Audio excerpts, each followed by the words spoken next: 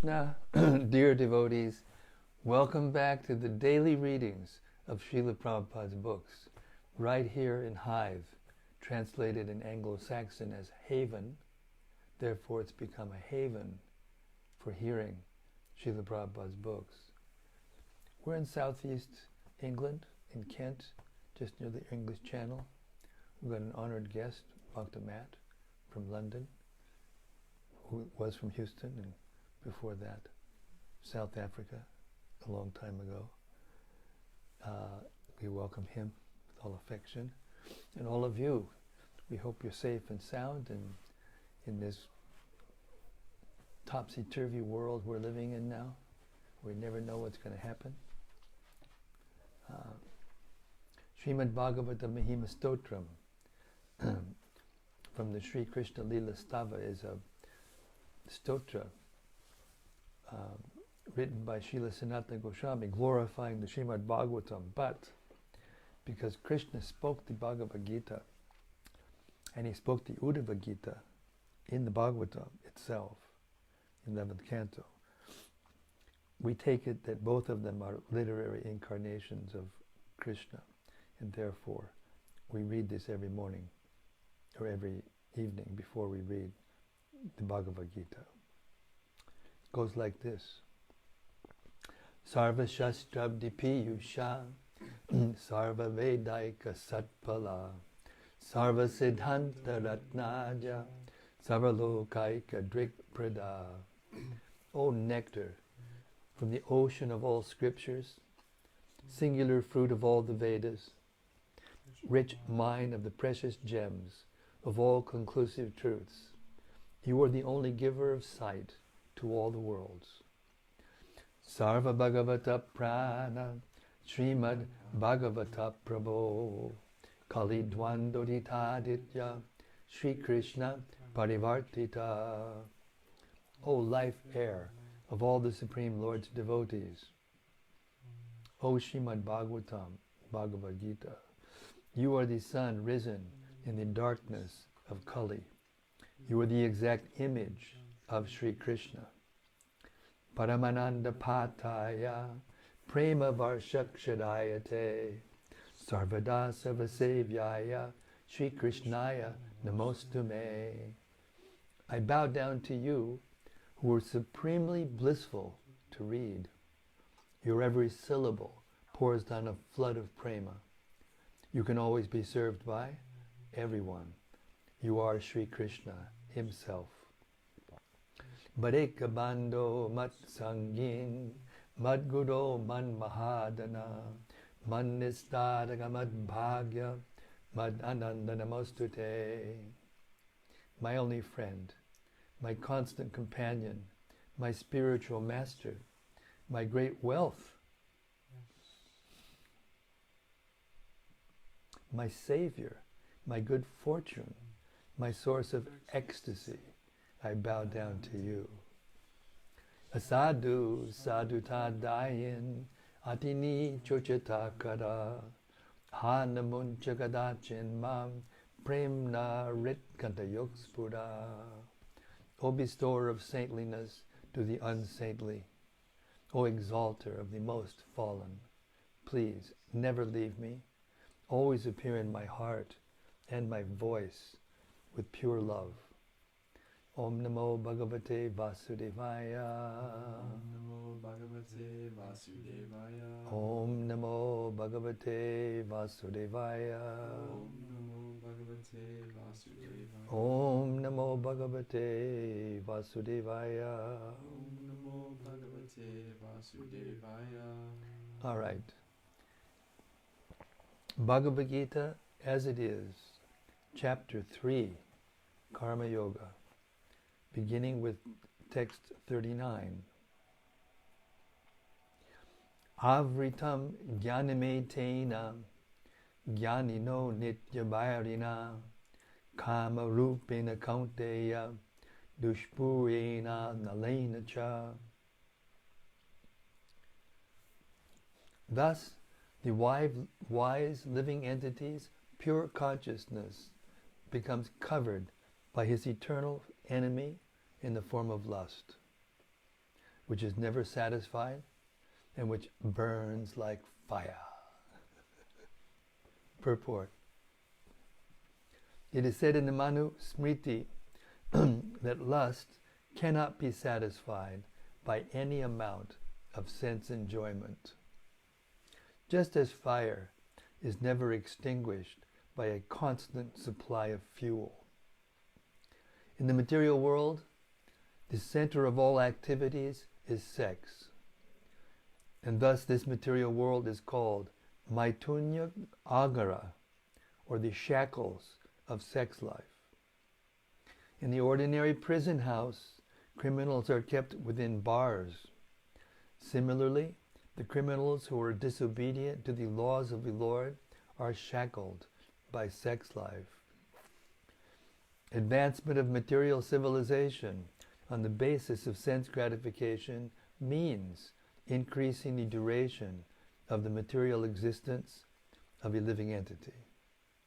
Therefore, this lust is the symbol of ignorance by which the living entity is kept within the material world. While one enjoys sense gratification, it may be that there is some feeling of happiness, but actually, that so-called feeling of happiness is the ultimate enemy of the sense enjoyer. Text 40.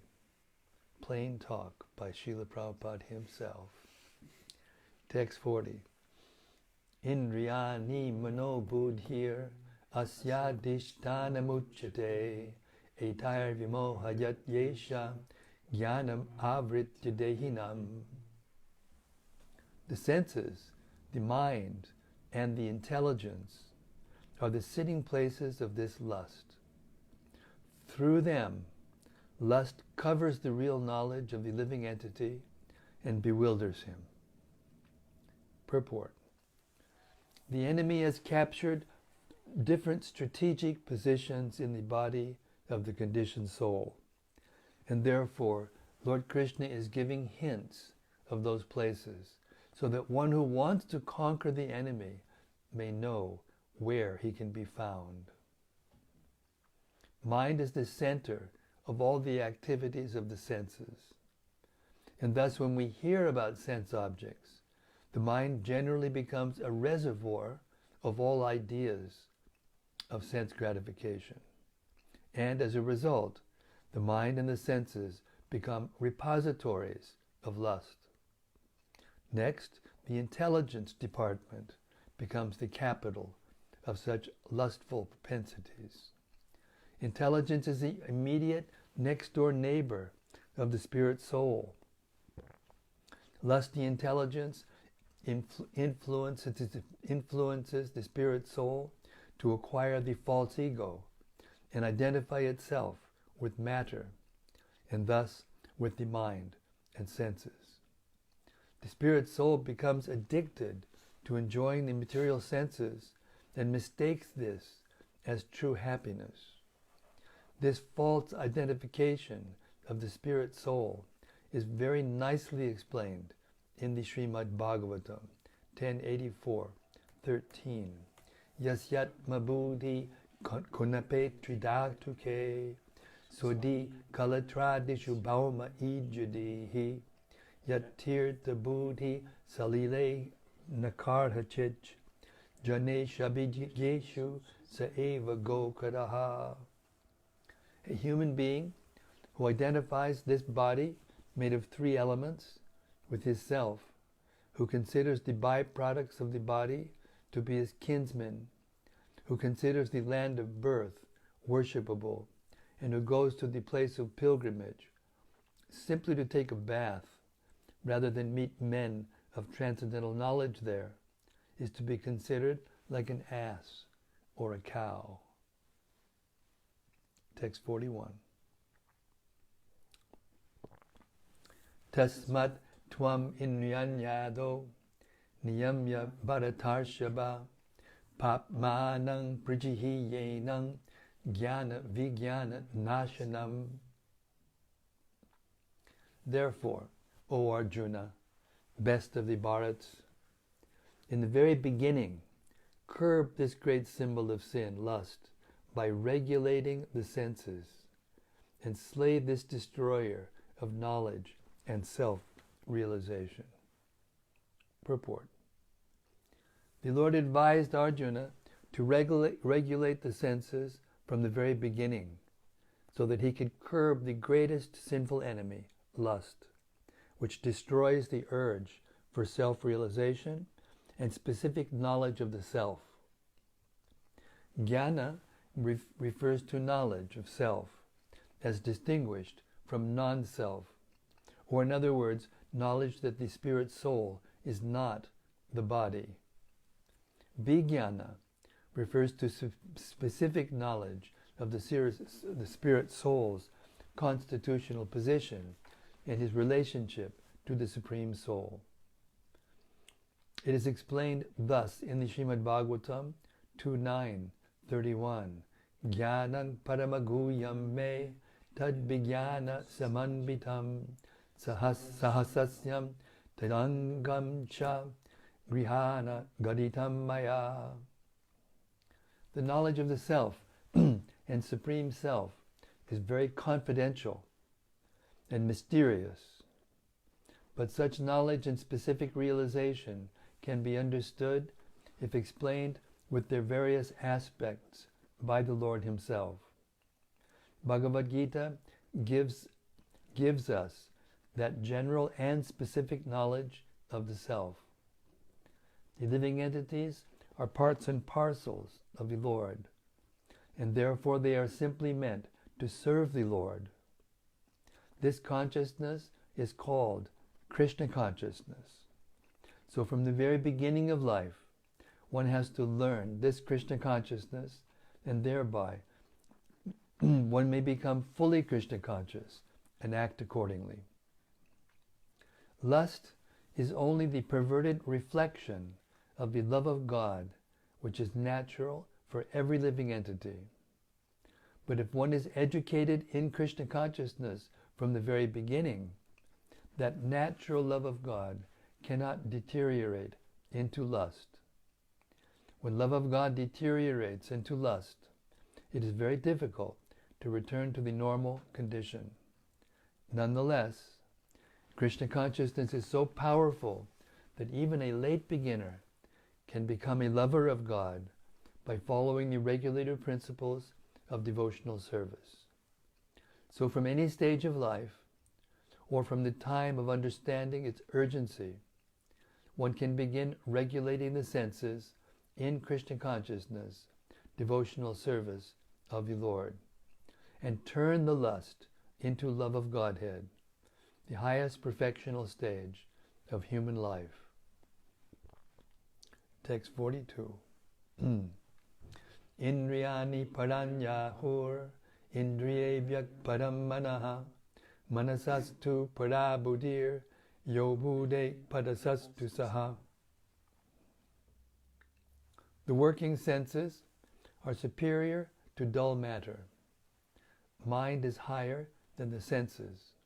Intelligence is still higher than the mind, and he, the soul, is even higher than the intelligence.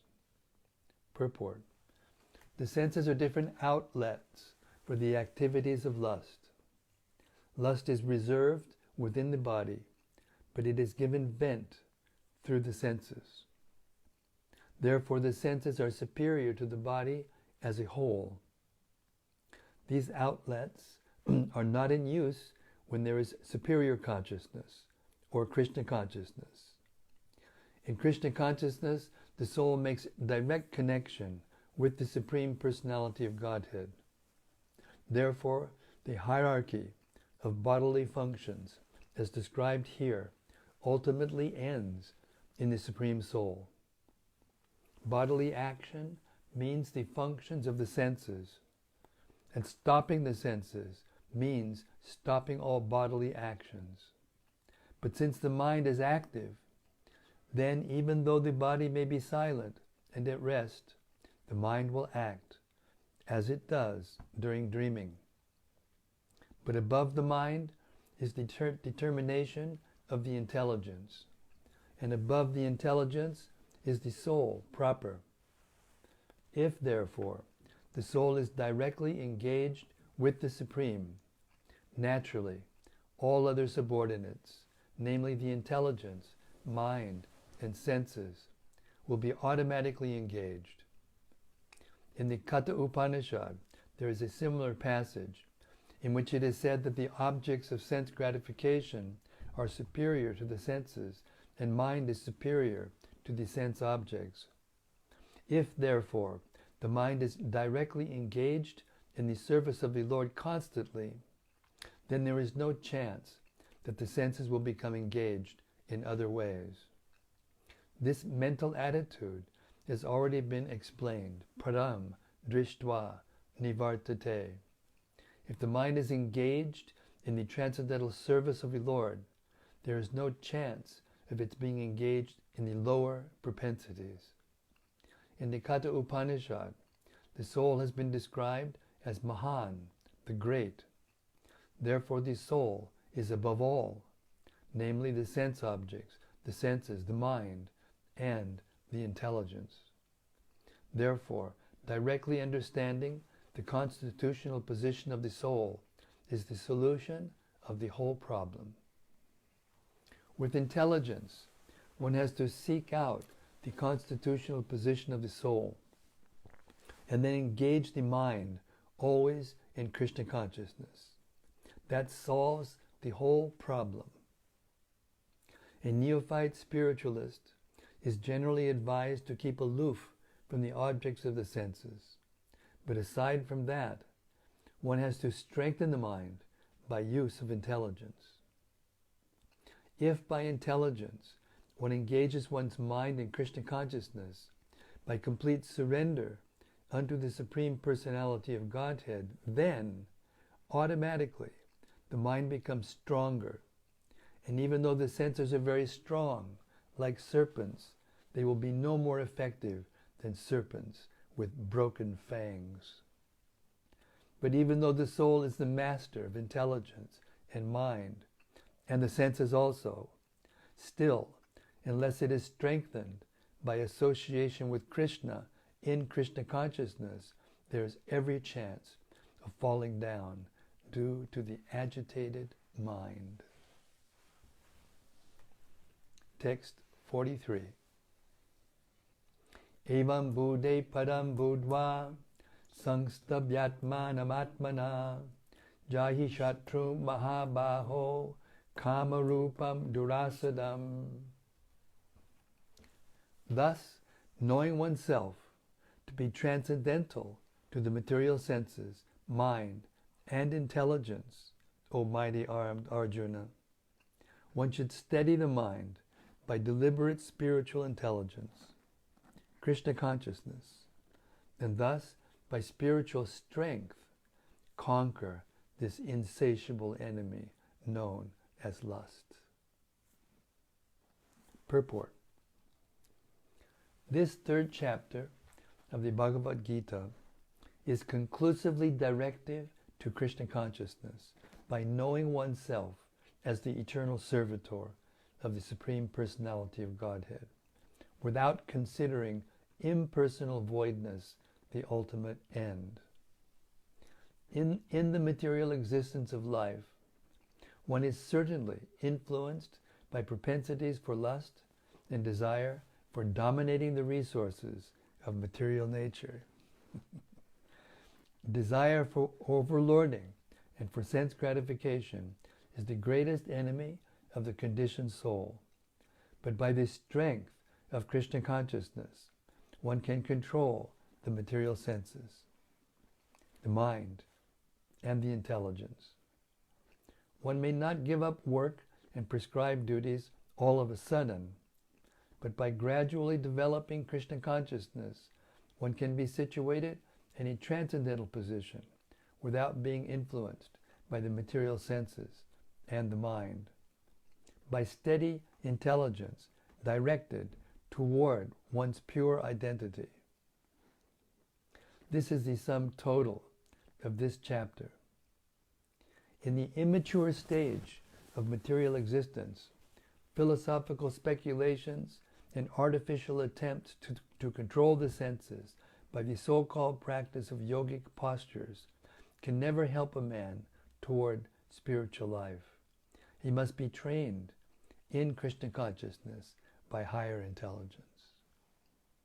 Thus end the Bhaktivedanta purports to the 3rd chapter of the Srimad Bhagavad-gita in the matter of Karma Yoga, or how to discharge one's prescribed duty in Krishna consciousness.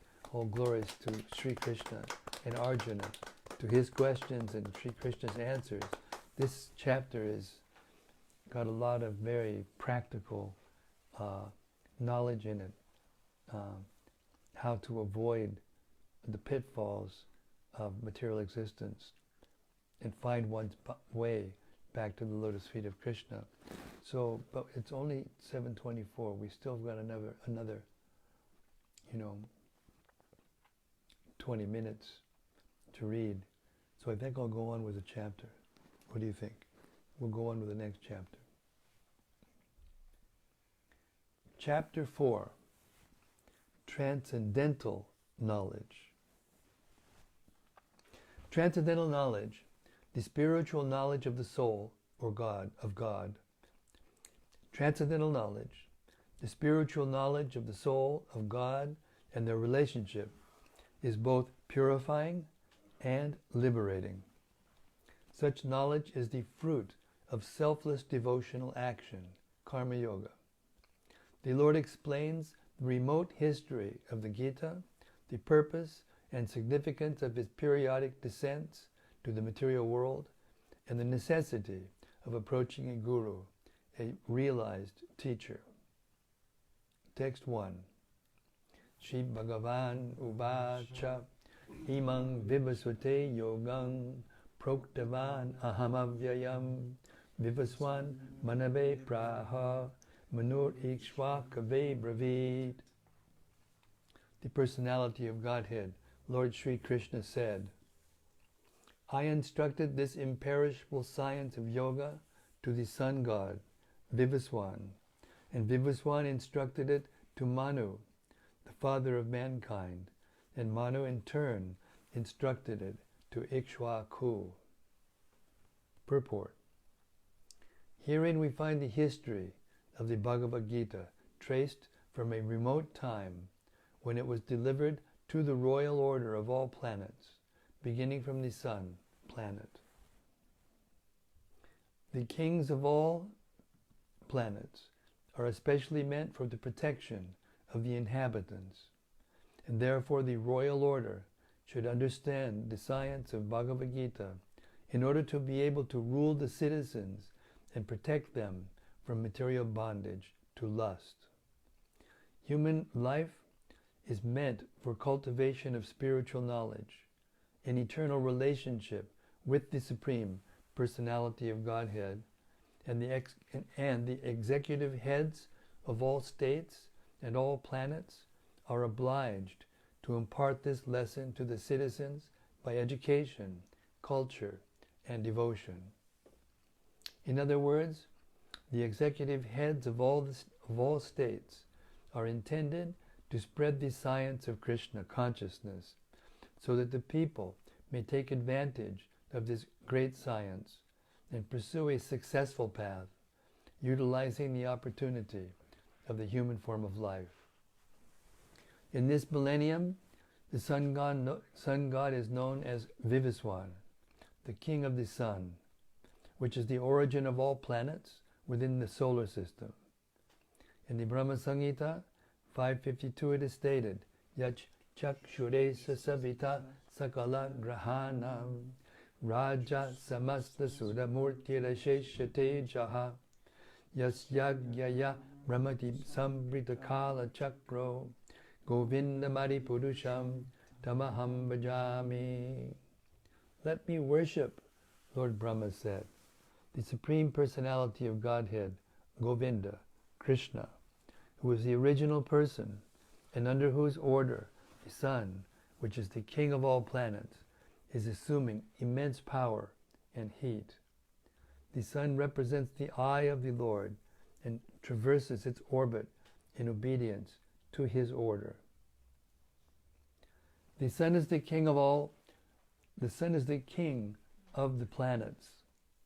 And the sun god, at present of the name Vibhiswan, rules the sun planet, which is controlling all other planets by supplying heat and light.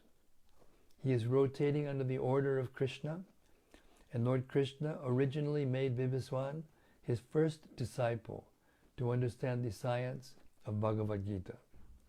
The Gita is not, therefore, a speculative treatise for the insignificant, mundane scholar, but is a standard book of knowledge coming down from time immemorial. In the Mahabharata, Shanti Parva 348, 51 and 52, we can trace out the history of the Gita as follows. Trita Yugandao Chatato Vivaswan Manave Dadao Manuscha Lokabrit Yartam Sutya Keshwa Kave Dadao Ikshwa Kuna Zakatito Vyapya Lokan Avastitaha. In the beginning of the millennium, known as Treta Yuga, this science of the relationship with the Supreme was delivered by Vivaswan to Manu. Manu, being the father of mankind, gave it to his son, Maharaj Ikshwaku, the king of this earth planet and forefather of the Raghu dynasty, in which Lord Ramachandra appeared. Therefore, Bhagavad Gita existed in human society from the time of Maharaj Ikshwaku. At the present moment, we have just passed through 5,000 years of the Kali Yuga, which lasts 432,000 years. Before this, there was Dwapara Yuga, 800,000 years. And before that, there was Treta Yuga, 1,200,000 years. Thus, some 2,005,000 years ago, Manu spoke the Bhagavad Gita to his disciple and son, Maharaj Ikshwaku, the king of this earth planet. The age of the current Manu is calculated to last some 305,300,000 years, of which 120,400,000 have passed. Accepting that before the birth of Manu, the Gita was spoken by the Lord to his disciple, the sun god, Vivaswan, a rough estimate is that the Gita was spoken at least 120,400,000 years ago.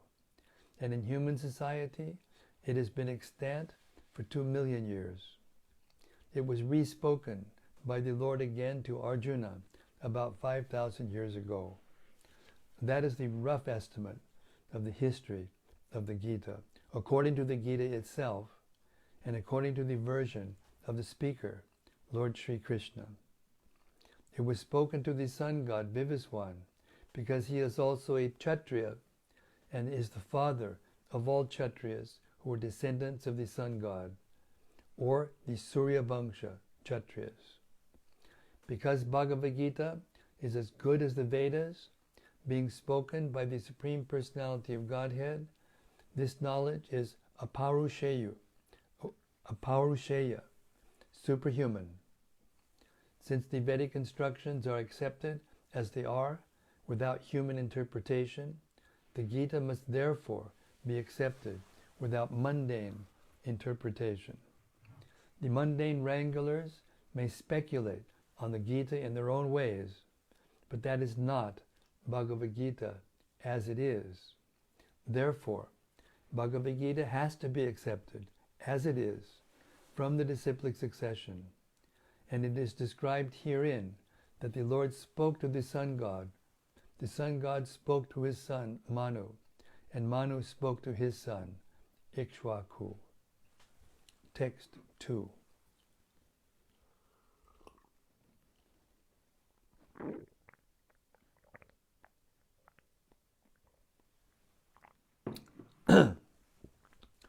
Evam parampara praptam imam rajarshayo viduhu sakaleneha mahata yogonashta parantapa. This supreme science was thus received through the chain of disciplic succession, and the saintly kings understood it in that way. But in course of time, the succession was broken, and therefore the science as it is appears to be lost. Purport. It is clearly stated that the Gita was especially meant for the saintly kings, because they were to execute its purpose in ruling over the citizens. Certainly, Bhagavad-gita was never meant for the demonic persons who would dissipate its value for no one's benefit and would devise all types of interpretations according to personal whims. As soon as the original purpose was scattered by the motives of the unscrupulous commentators, there arose the need to re-establish the disciplic succession. 5,000 years ago, it was detected by the Lord himself that the disciplic succession was broken, and therefore he declared that the purpose of the Gita appeared to be lost.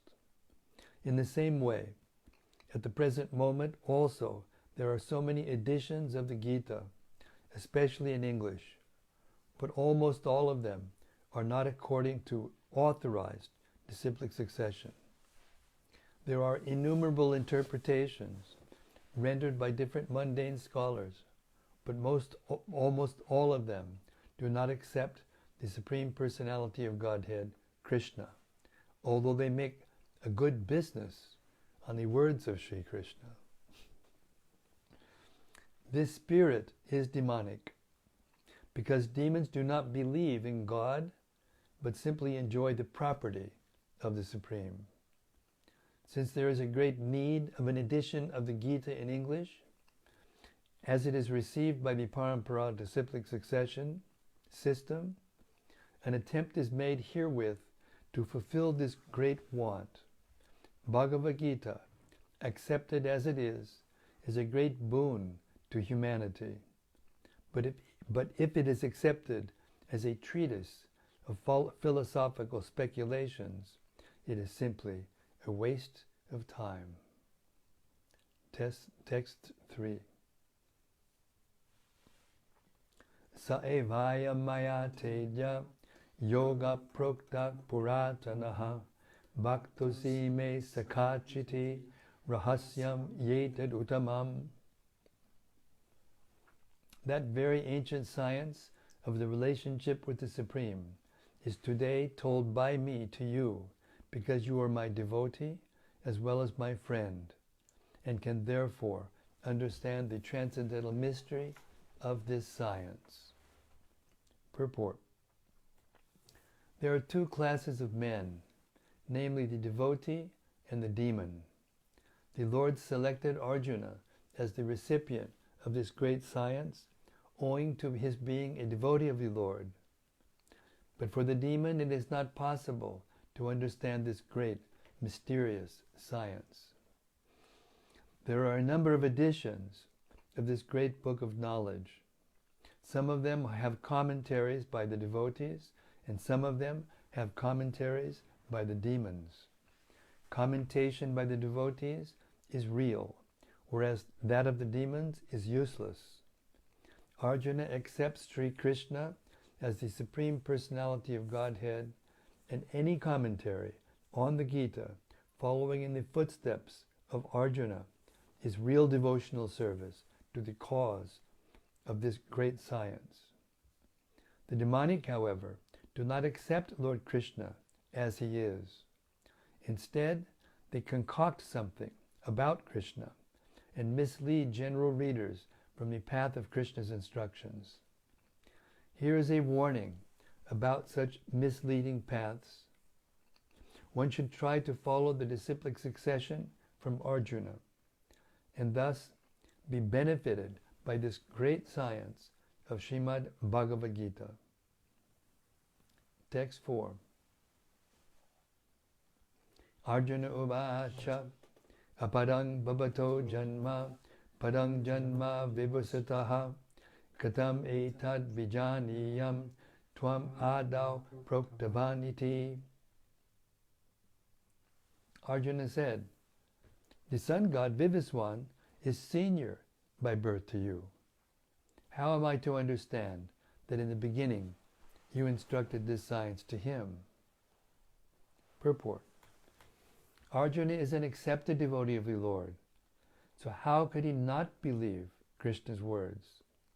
The fact is that Arjuna is not inquiring for himself, but for those who do not believe in the Supreme Personality of Godhead, or for the demons who do not like the idea that Krishna should be accepted as the Supreme Personality of Godhead.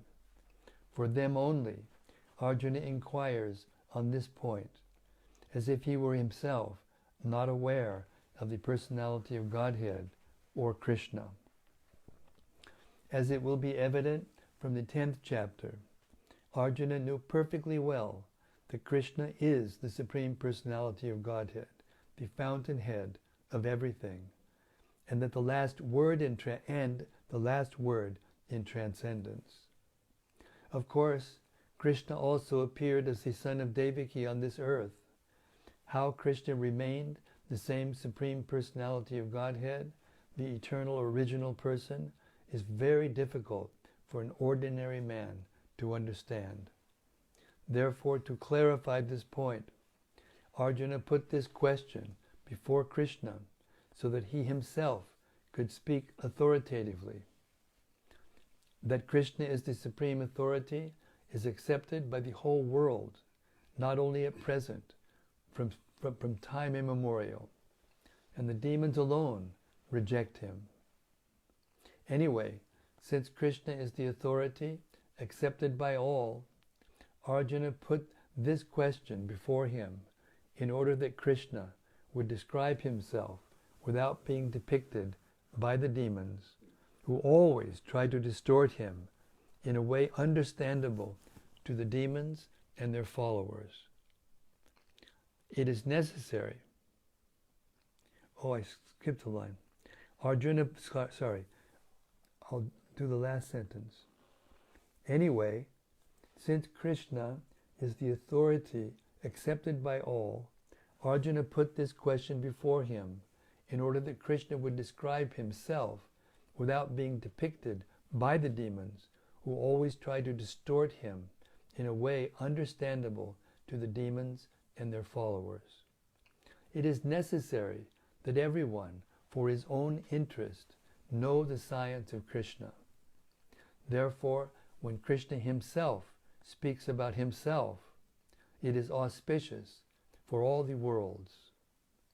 To the demons, such explanations by Krishna himself may appear to be strange, because the demons always study Krishna from their own standpoint. But those who are devotees heartily welcome the statements of Krishna when they are spoken by Krishna himself. The devotees will always worship such authoritative statements of Krishna because they are always eager to know more and more about him. The atheists who consider Krishna an ordinary man may in this way come to know that Krishna is superhuman, that he is Satchidananda Vigraha, the eternal form of bliss and knowledge, that he is transcendental, and that he is above the domination of the modes of material nature and above the influence of time and space. A devotee of Krishna, like Arjuna, is undoubtedly above all misunderstanding of the transcendental position of Krishna. Arjuna's putting this question before the Lord is simply an attempt by the devotee to defy the atheistic attitude of persons who consider Krishna to be an ordinary human being, subject to the modes of material nature. And we'll stop there, 743. Hare Krishna. Krishna, these purports are so clear. Eh? Okay, if there's any points that stuck out in your mind that you want to reflect on, discuss further or whatever, please be our guest.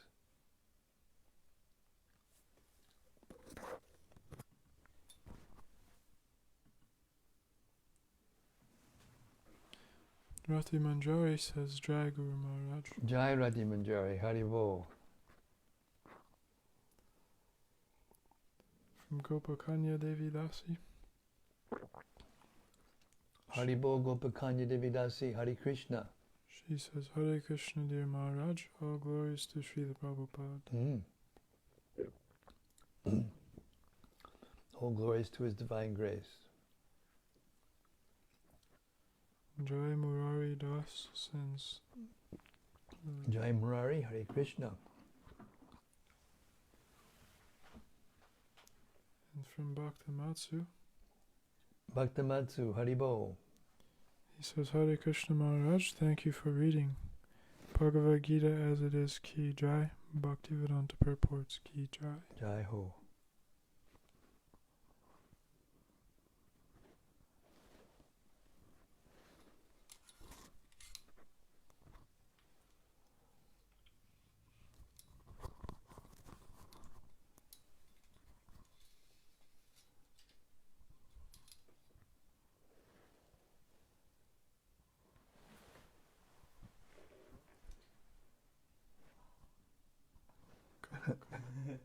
Come back to you.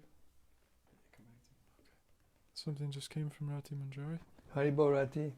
She says, Dear Guru Maharaj, please accept my respectful obeisances. As I was hearing you read,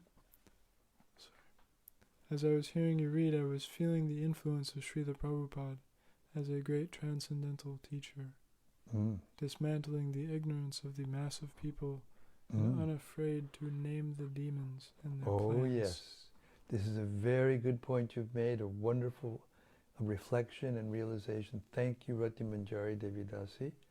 Prabhupada is fearless, and we who are taking shelter at his lotus feet should also become fearless. Once you become convinced of these eternal truths that are given by Krishna in the Gita and elaborated upon by Srila Prabhupada, explained properly, not speculated upon, but properly applied into this life we call Kali Yuga, it becomes fearless. This is the first qualification one must have to renounce this world, because we have created a labyrinth of situations that allow us to take shelter of futility and energy that is obviously prone to and destined to disillusion. It's called becoming attached to the ephemeral, becoming attached to temporary things causes the soul to become bewildered. The more we are attached to temporary things, the more bewildered we become. But if we use the things that we have, no matter what they are, in the transcendental loving service of Krishna, that's the first step toward clearing that fearfulness that covers everybody. It's once you learn this knowledge and science, you walk down the street and you look at people's eyes and you can see it for yourself. They're afraid. Everyone in the material world is afraid. We have these seagulls that fly around here where we live, and they come down and they get into the garbage and feed themselves and all these things, but they're always looking around. Like they're always looking around. Who's going to come and pounce on me and kill me, Everyone in the material world is afraid because they don't know what's going to happen next, what to speak of what's going to happen when we leave the body. and therefore everyone is afraid. So thank you for pointing this out, that Prabhupada's fearless commentaries, meaning unafraid to say the truth as it is, even if it's not popular. We're not here to become popular. We're not here to adjust ourselves so that we will become more popular. We're here to represent Srila Prabhupada, to give fearlessness to anyone who is willing to hear. And in that way, really help people. Whatever you give them, how many hospitals you build, no matter how many trees you plant, it doesn't stop the fearlessness, the fearfulness. So thank you for that comment. It's a very important comment. You went out of this material world, you have to stop being afraid.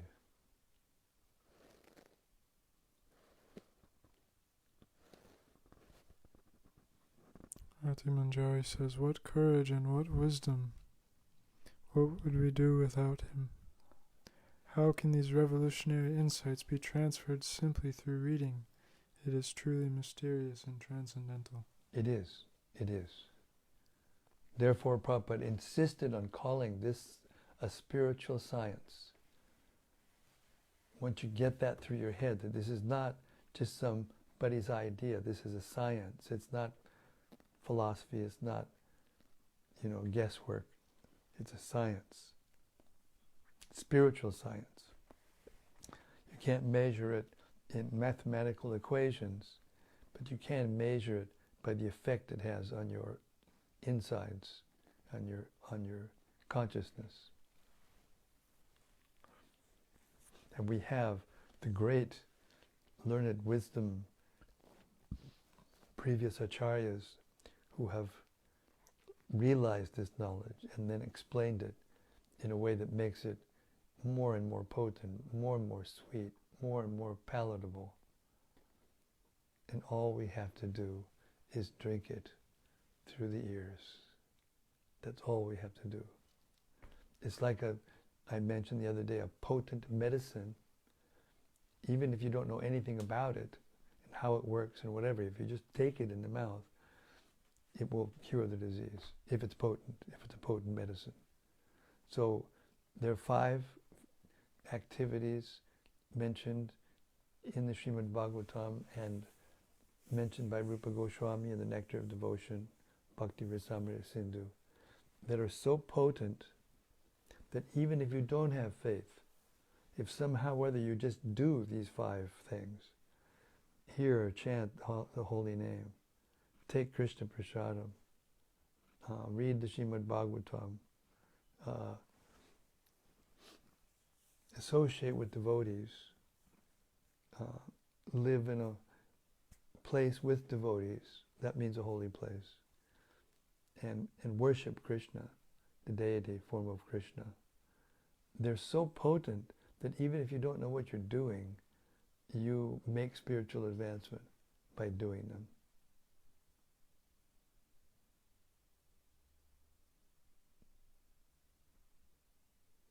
That's spiritual science. Hare Krishna.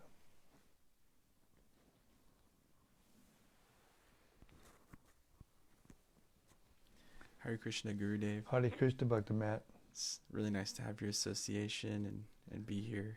Well, it's nice to have you here. It's nice to have you here. Place. Yeah. I had a question. When Prabhupada talks about lust, is that just any attraction to material energy, or is it specific to one thing? No, it is specific to one thing because everybody identifies with lust being sex and that activity and all the things that lead up to that activity. But in its true sense, it's over-attachment to the material energy. There's a nice verse in the 2nd chapter we just read, Jayato Bishayang Pungsa, Sangasteshu Pajayate, Sangas Sajyate Kama, Kama Krodo Bajayate. Krodo Bhavati Samoha, Samoha Smriti Bibrama, Smriti Brahmashat Buddhinasho, Buddhinashat Pranashati. By contemplating the objects of the senses, which means material energy, material forms, and tastes and sounds and touch and all those things, one develops attachment for them. It's natural. And then when one becomes too attached to material energy, then lust develops. And the lust leads one to sex because it's the culmination of sense gratification. It's the most intense material pleasure that you can have in this material world. And the opposite sex, the bodies of the opposite sex, are the vehicles that attract one to that activity.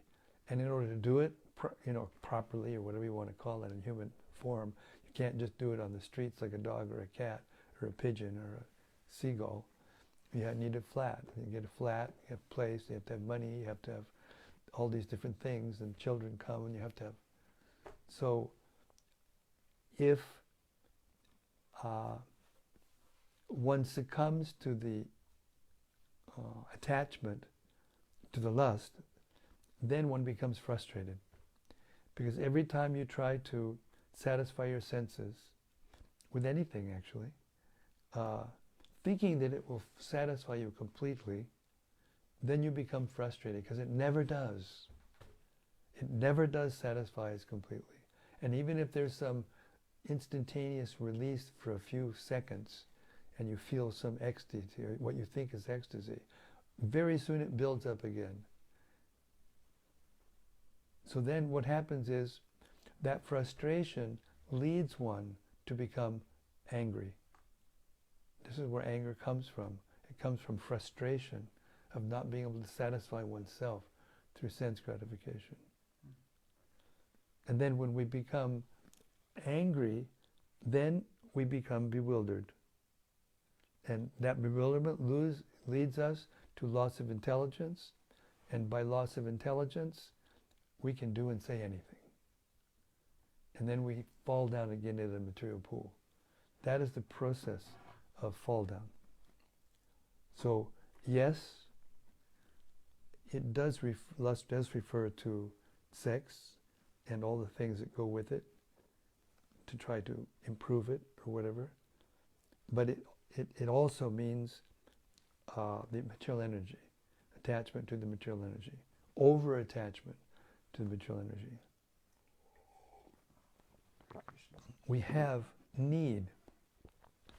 The body, physical body, has needs, and therefore there has to be a certain amount of sleep. There has to be a certain amount of rest. There has to be amount of food. There has to be air. All these things. There has to be a certain sensual, satisfaction that's there in everyone. But if we take it in the wrong way, and if we go outside of the laws of nature that are given in the Vedas to regulate these things, then it just burns like fire, like we just read. Dushpurina nalena cha. It burns like fire. It doesn't satisfy the fire. Hare Krishna. Hare Krishna. Therefore, we're forced to do it again and again, and each time we're forced to change something to make it so it will work, and that results in the materialistic development of human civilization. Hare Krishna. Hare Krishna.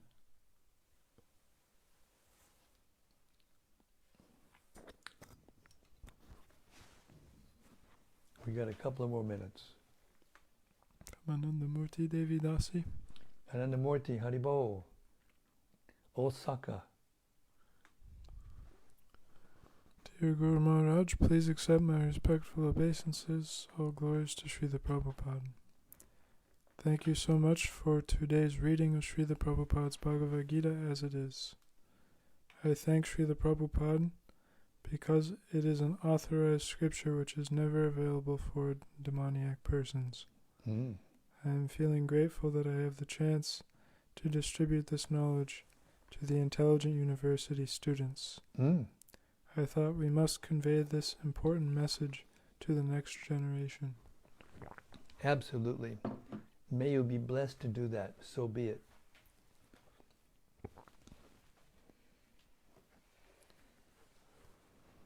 More from Rati Manjari. Haribo Rati. I also felt grateful to the hundreds and thousands of devotees who must have helped His Divine Grace to produce not only the Bhagavad-gita, but all the 80 books which He left for us. What a meaningful and selfless sacrifice you all have made. I bow down at all of your lotus feet. Yes, and may you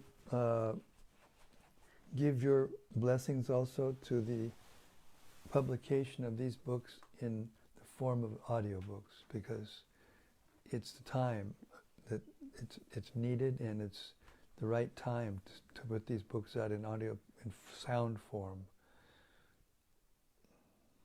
Take advantage of, while it lasts, the technology while it lasts. Take advantage of it and get these books out into people's ears, because it's most important that they get it through their ears. The ears is the passive sense. You can't turn it off unless you put, even when somebody's speaking, you get it, goes into your ears. You can close your eyes or plug your nose or whatever, but your ears are always working.